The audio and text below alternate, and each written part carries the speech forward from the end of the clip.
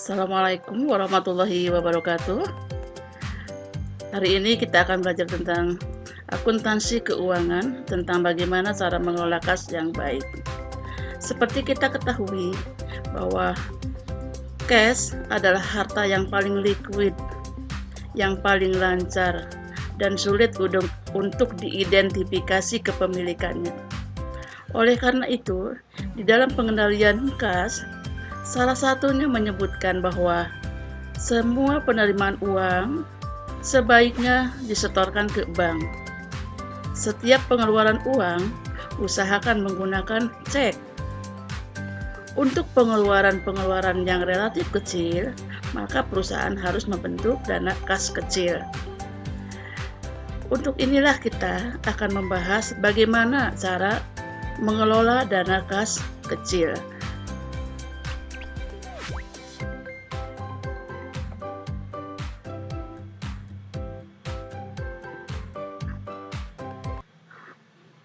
Di dalam pengelolaan dana kas kecil atau petty cash yang kita kenal, ada dua sistem pengelolaan, yaitu yang pertama adalah impress fund system atau sistem dana tetap, dan yang kedua fluctuation fund system atau sistem dana fluktuasi. Sebelum membahas bagaimana penerapan pengelolaan dengan dua sistem ini, pertama kali kita harus paham apa yang dimaksud dengan kas kecil.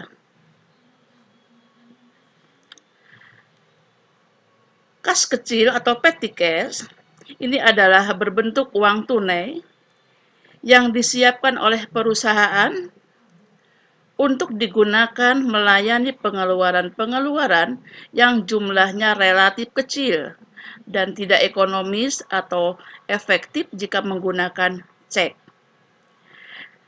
Kas kecil ini diserahkan kepada kasir kas kecil untuk mengelola dan mempertanggungjawabkannya. Pengeluaran kecil seperti apa yang bisa menggunakan dana kas kecil?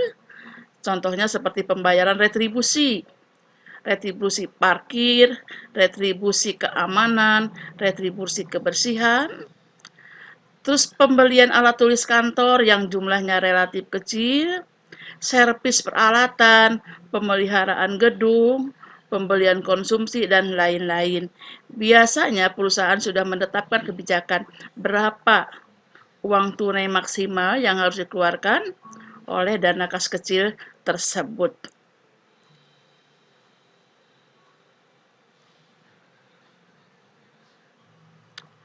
Marilah kita bahas sistem yang pertama terlebih dahulu, yaitu sistem dana tetap atau impress fund system.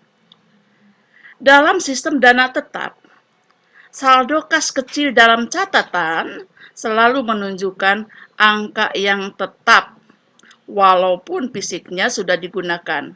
Karena saat penggunaan kas kecil tidak dilakukan pencatatan.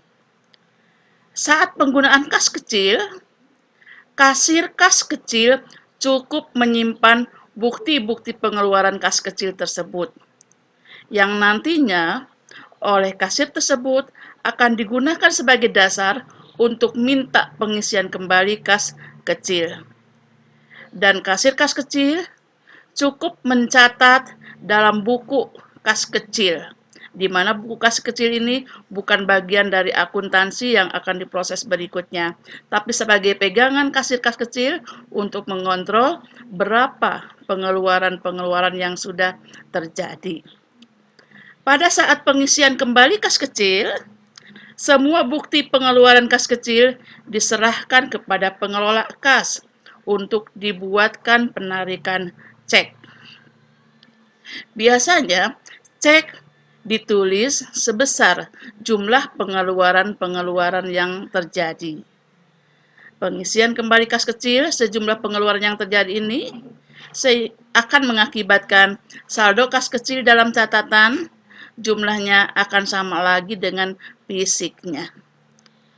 Pada saat pengisian kas kecil, bagian akuntansi akan melakukan pencatatan. Biasanya dicatat dalam jurnal cash payment atau jurnal pengeluaran kas.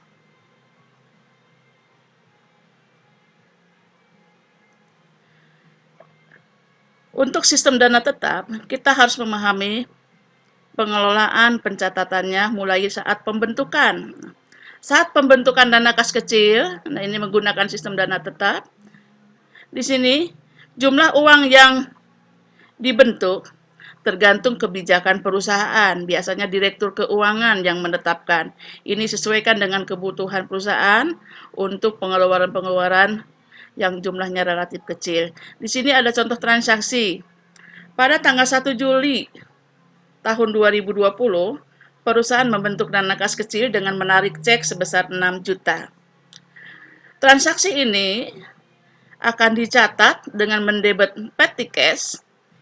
Nah, di petty cash akan kita debitkan sebesar 6 juta dan mengkredit cash in bank. Kalau dicatat dalam special journal atau jurnal khusus, nah ini akan nampak dalam cash payment journal.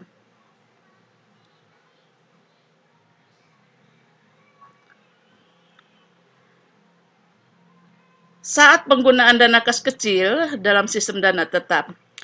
Pada saat penggunaan dana kas kecil, seperti tadi disebutkan bahwa pengeluaran-pengeluaran ini tidak dilakukan pencatatan. Kasir kas kecil cukup mengumpulkan bukti-bukti pengeluaran tersebut. Karena pencatatan baru dilakukan saat pengisian kembali kas kecil. Saat pengisian kembali kas kecil, menggunakan sistem dana tetap, bahwa cek yang ditarik harus sebesar jumlah pengeluaran yang telah terjadi. Kita bisa lihat di sini, pada awal minggu kedua, ada transaksi, kas kecil diisi kembali dengan menarik cek sejumlah 4 juta untuk mengganti pengeluaran kas kecil yang telah terjadi di minggu pertama bulan Juli 2020. Jurnal yang harus kita buat adalah mendebet other operating expense. Mendebet other operating expense ini kita lihat transaksi sebelumnya, ada pembayaran retribusi keamanan dan kebersihan sebesar Rp300.000. Nah, transaksi ini baru dicatat pada saat pengisian kembali kas kecil, yaitu dengan mendebet other operating expense. Dan yang kedua, mendebet advertising expense. Ini sesuaikan dengan transaksi pengeluaran kas kecil sebelumnya. Di sini ada pembayaran pemasangan iklan pada harian merdeka 800.000. Nah, saat pengisian kembali kas kecil, transaksi ini kita debitkan pada akun advertising expense 800.000. Berikutnya, mendebet maintenance expense Rp1.700.000. Ini pun sesuai dengan transaksi yang telah terjadi sebelumnya. Terdapat transaksi pengecatan gedung senilai Rp1.700.000. Nah, transaksi ini baru kita catat pada saat pengisian kembali, yaitu dengan mendebet akun maintenance expense atau beban pemeliharaan. Berikutnya, di sini ada kita mendebet utilities expense.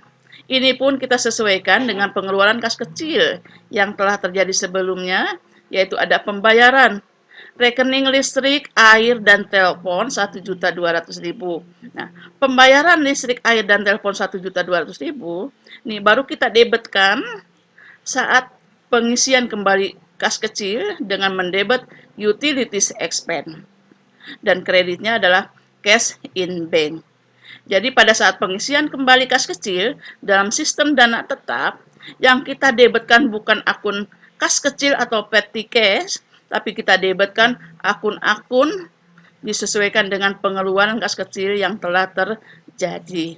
Sehingga akun kas kecil dalam catatan tidak menunjukkan perubahan, tetap tidak berubah, tetap saldo debit 6 juta seperti pada saat pembentukan, tidak mengalami fluktuasi saat pengeluaran ataupun saat pengisian. Nah, ini jurnal yang dibuat dalam jurnal khusus, ini nampak akan di cash payment atau di jurnal pengeluaran kas. Selanjutnya harus kita pahami mengenai penerapan sistem dana tetap di akhir periode. Dalam sistem dana tetap, jika pada akhir periode akuntansi terdapat penggunaan atau pengeluaran kas kecil yang belum diganti, maka harus dibuatkan jurnal koreksinya atau jurnal penyesuaiannya supaya saldo kas kecil dalam catatan jumlahnya sama dengan fisiknya.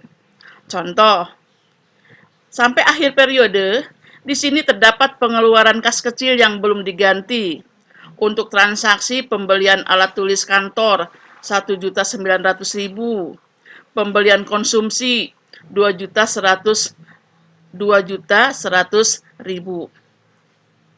Nah, maka AJP atau ayat jurnal penyesuaian yang harus kita buat adalah kita debitkan untuk pembelian alat tulis kantor, office supplies atau perlengkapan kantor kita debitkan 1.900.000.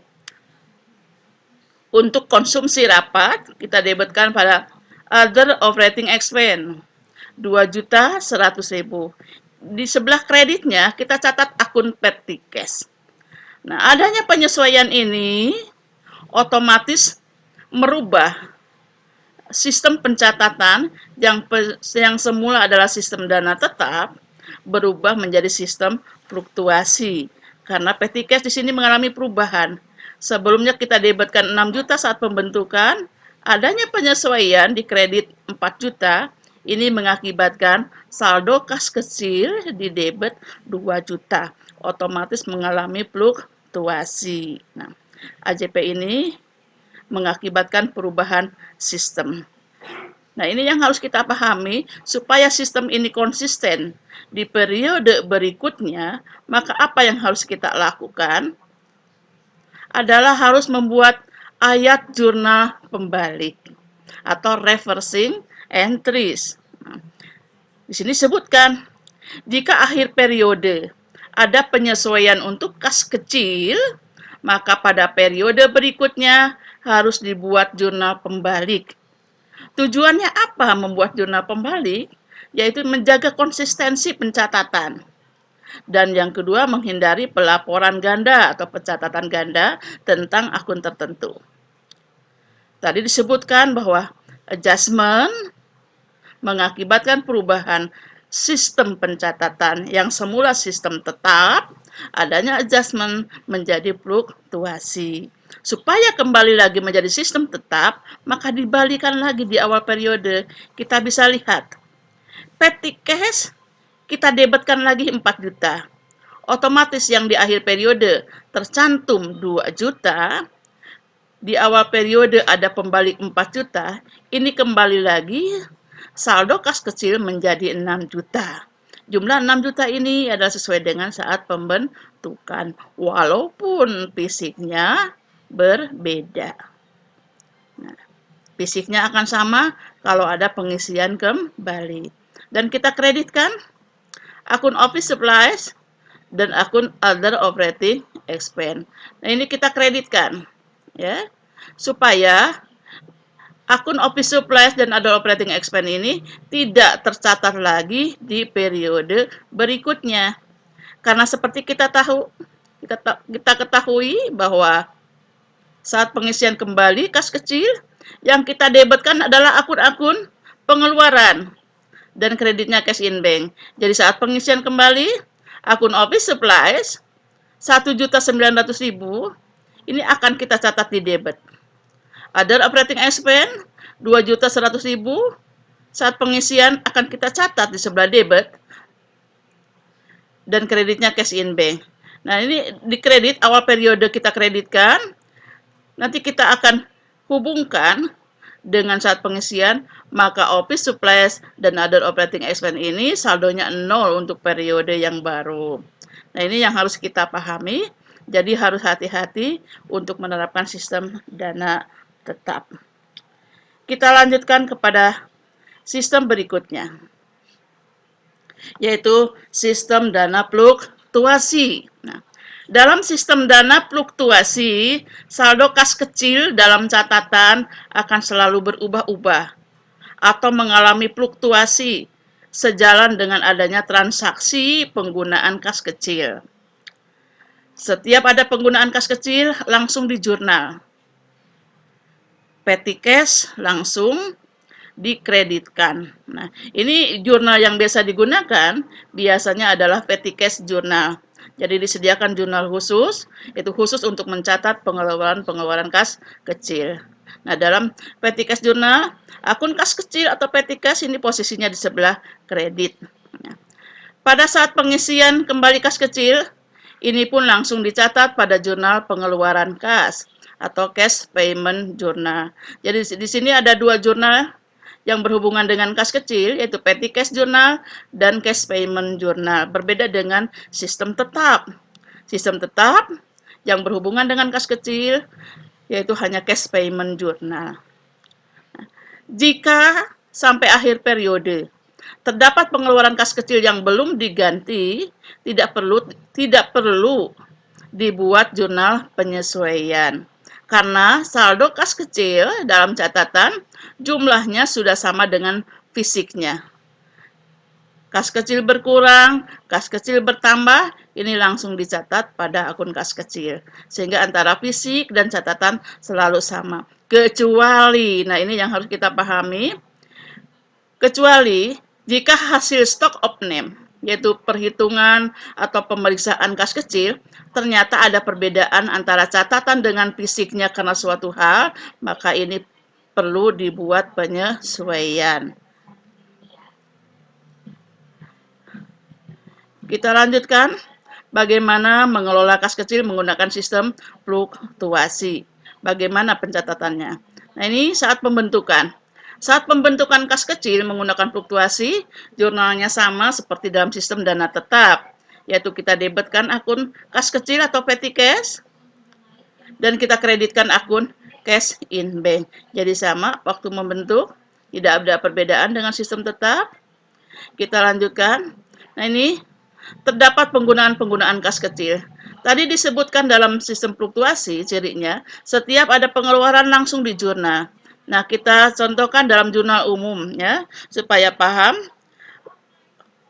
perubahan kas kecil debit kreditnya. Nah, di sini ada pengeluaran kas kecil selama minggu pertama bulan Juli. Nah, lebih jelas, di sini ada pembayaran retribusi keamanan kebersihan 300.000. Nah, kita debitkan langsung. Other operating expense di debit 300.000 dan petty cash kredit 300.000. Di sini petty cash mengalami fluktuasi berkurang. Yang kedua, pemasangan iklan 800.000. Langsung kita debitkan advertising expense 800.000 dan kita kreditkan petty cash 800.000. Dan yang ketiga, ini ada pengecatan gedung. Langsung kita debitkan pada akun maintenance expense pemeliharaan, beban pemeliharaan, debit 1.700.000 dan kita kreditkan akun kas kecil atau petty cash. Dan yang keempat, di sini ada pengeluaran kas kecil untuk pembayaran listrik, air dan telepon 1.200.000.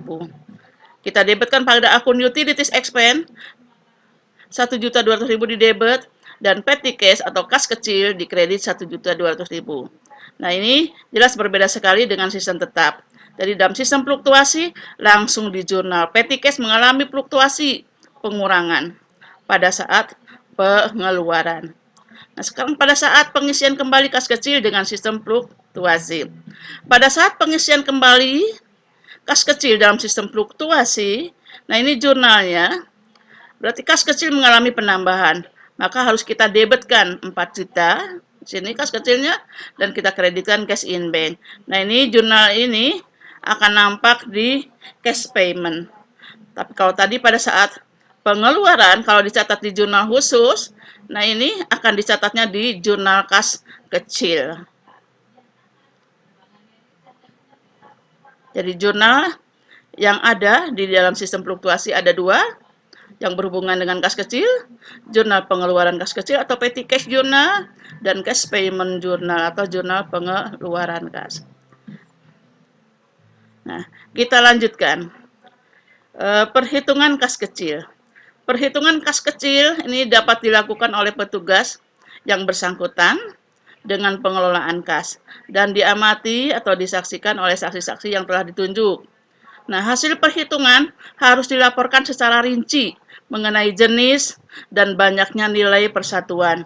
Jumlah uang harus sama dengan catatan laporan kas kecil dan hasil perhitungan dicatat dalam berita acara. Nah, ini rutin harus dibuat oleh pengelola kas. Kita lanjutkan. Nah, ini adalah contoh perhitungan kas kecil melihat dari catatan. Nah, saldo kas kecil awal periode, kita tulis di sini berapa nih. Pada awal periode, berapa jumlah kas kecil yang ada di catatan. Ditambah dengan jumlah pengisian kas kecil selama periode yang bersangkutan. Biasanya kan pengisian kas kecil dalam 1 bulan itu bisa 4 kali, bisa 2 kali. Nah, ini kita jumlahkan. Nah, ini adalah saldo kas kecil yang ada. Nanti dikurangi oleh jumlah pengeluaran kas kecil selama periode yang bersangkutan. Nah, ini akan menunjukkan saldo kas kecil pada akhir periode. Hasil stock of name, misalkan terdapat adanya selisih kas kecil. Nah, selisih kas kecil ini terjadi karena adanya ketidaksamaan antara perhitungan kas kecil menurut catatan dan perhitungan kas kecil menurut fisiknya. Ketika uang kas dihitung pada brankas penyimpanan uang kas. Jadi catatan dan fisik berbeda, sehingga mengakibatkan adanya selisih kas kecil. Nah, jika terdapat selisih kas, maka harus dibuat jurnal koreksinya, supaya catatan kas kecil jumlahnya sama dengan fisiknya. Jika saldo kas kecil menurut catatan jumlahnya lebih besar dari fisiknya, ini disebut selisih kas kurang atau cash shortage. Ini harus dibuat koreksinya. Sebaliknya, jika saldo kas kecil menurut catatan jumlahnya lebih kecil dari fisiknya, nah ini fisiknya lebih besar, maka selisih kas tersebut disebut selisih kas lebih atau cash over age. Faktor-faktor yang mengakibatkan munculnya selisih kas kecil bisa bermacam-macam.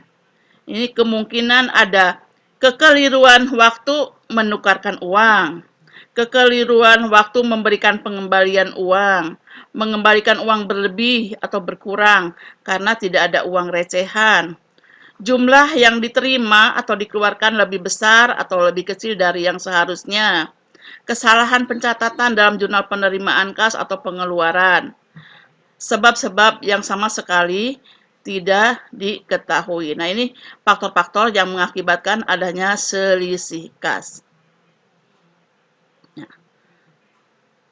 Contoh selisih kas terjadi karena salah pencatatan. Nah, jika selisih kas terjadi karena salah pencatatan setelah diteliti, maka kita harus membuat jurnal koreksi atas catatan tersebut supaya fisik dan catatan menjadi sama. Contoh di sini ada transaksi membeli perlengkapan tunai 525.000. Dicatat salah, perlengkapan di debit 552.000, kas kecil di kredit 552.000. Ini ada selisih 27.000. Nah, ini selisih jelas. Ini mengakibatkan nanti kas kecil fisiknya lebih besar dibandingkan catatan, karena pengeluaran kas kecil dalam catatan dicatat terlalu besar. Nah, maka otomatis di sini ada kas kecil, selisih kas kecil, harus dibuat koreksinya. Kita kedebetkan lagi kas kecilnya sebesar selisihnya 27.000 dan perlengkapan kita kreditkan 27.000. Jadi jika pengeluaran dicatat terlalu besar, nah ini maka ini akan mengakibatkan selisih kas lebih. Jika pengeluaran dicatat terlalu kecil, ini akan mengakibatkan terjadi selisih kas kurang. Kalau kesalahan ini bisa terdeteksi, kita harus buat koreksinya.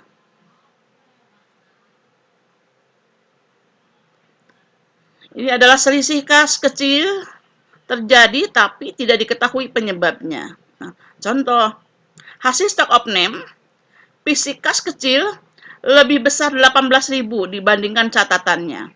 Jadi uangnya tuh lebih besar 18.000. Maka jurnal koreksi yang harus kita buat, kita debitkan akun kas kecil 18.000 dan kita kreditkan akun selisih kas 18.000. Nah, kenapa akun selisih kas? Karena penyebab munculnya selisih kas ini tidak bisa diketahui atau tidak terdeteksi. Maka kita langsung kreditkan pada akun selisih kas. Nah, jadi kalau selisih kas sebelah kredit, nah ini selisih kas menguntungkan. Nah, sebaliknya, jika fisik kas kecil lebih kecil 25.000, nah ini contohnya dibandingkan catatannya. Nah, ini berarti adanya selisih kas kurang. Maka koreksinya adalah selisih kas kita debitkan 25.000 dan kas kecil kita kreditkan 25.000. Kita ambil kesimpulan di sini, selisih kas lebih ini menguntungkan bagi perusahaan, bisa dianggap sebagai menguntungkan, dan selisih kas kurang bisa dianggap sebagai merugikan. Akun selisih kas ini adalah akun nominal yang nanti akan kita laporkan dalam laporan laba rugi atau income statement. Saldonya bisa di debit, bisa di kredit. Karena ini tergantung kepada transaksinya, apakah muncul selisih kas lebih atau muncul selisih kas kurang. Nah, ini tentang pengelolaan dana kas kecil. Semoga anak-anak paham semuanya dan bermanfaat. Untuk lebih jelasnya lagi, nanti Anda bisa membaca di modul pengelolaan dana kas kecil. Terima kasih atas perhatiannya. Assalamualaikum warahmatullahi wabarakatuh.